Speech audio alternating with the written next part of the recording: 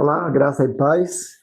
Hoje eu quero falar sobre esperança, baseado naquela passagem conhecida do livro de Jó, que fala que a árvore, ainda que esteja cortada, ela ainda assim se renovará. Mas eu gostaria de ler com você a passagem bíblica, porque o meu desejo é trazer uma nova perspectiva nesse texto para você. Vamos abrir? Jó capítulo 14, versículos 7 a 9. Porque a esperança para a árvore, que se for cortada, ainda se renovará e não cessarão seus renovos. Se envelhecer na terra sua raiz e morrer o seu tronco no pó, ao cheiro das águas brotará e dará ramos como a planta. Embora seja um texto muito recorrido para falar sobre esperança, quero que você faça uma leitura com alguns versículos que eu vou ler aqui com você e você tire a sua conclusão. Quem falou essas palavras estava realmente cheio de esperança? Vamos ler no versículo 1 desse mesmo capítulo 14 de Jó.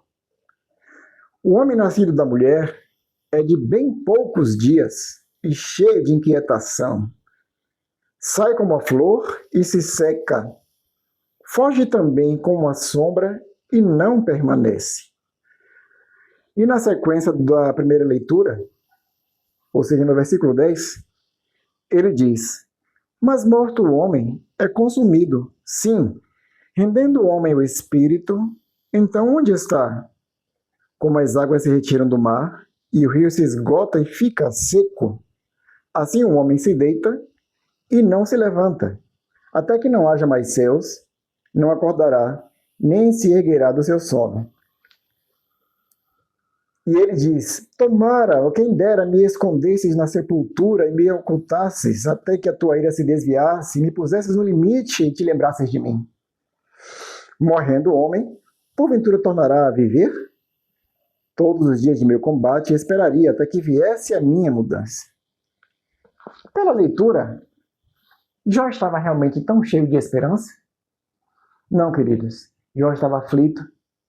Quem conhece a história de Jó sabe que ele sofreu muitas calamidades, perda de filhos e de bens, e uma doença sobre o seu corpo, e levou ele a falar muitas coisas. E uma dessas coisas foi essa palavra aqui. No capítulo 14, no versículo 1, ele começa falando sobre o destino do homem, e ele se coloca, na verdade, na figura deste homem, porque ele estava assim, se sentindo sem esperança, como um rio que se seca. E ele fala da morte.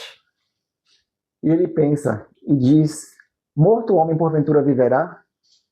Então, lendo o texto todo, do início ao final, a gente percebe que Jó não estava com o coração cheio de esperança. Jó estava angustiado, Jó estava aflito e esperando que Deus fizesse uma mudança na vida dele. Mas naquele exato momento, ele não tinha tanta esperança assim.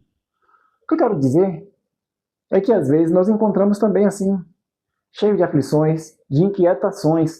E o mundo em que vivemos está assim também. Não somente os crentes, mas principalmente aqueles que não conhecem o Deus da esperança, que não conhecem o Senhor Jesus Cristo.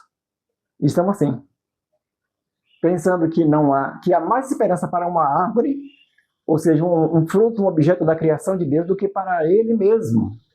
Então eu quero dizer para você, há esperança sim para nós, muito mais do que para uma árvore que é cortada. Porque Jó, ele se comparava a situação dele com a situação de uma árvore cortada. E para ele, a árvore tinha mais esperança do que ele. Mas hoje eu digo a você, em Cristo Jesus, temos esperança verdadeira que nada nesse mundo pode se comparar. E eu convido você a buscar em Deus essa esperança.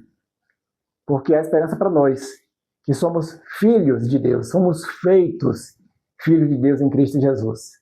Muito mais do que qualquer outra coisa na criação, Deus tem esperança para nós, que fomos feitos à sua imagem e semelhança, e que em Cristo Jesus fomos feitos filhos.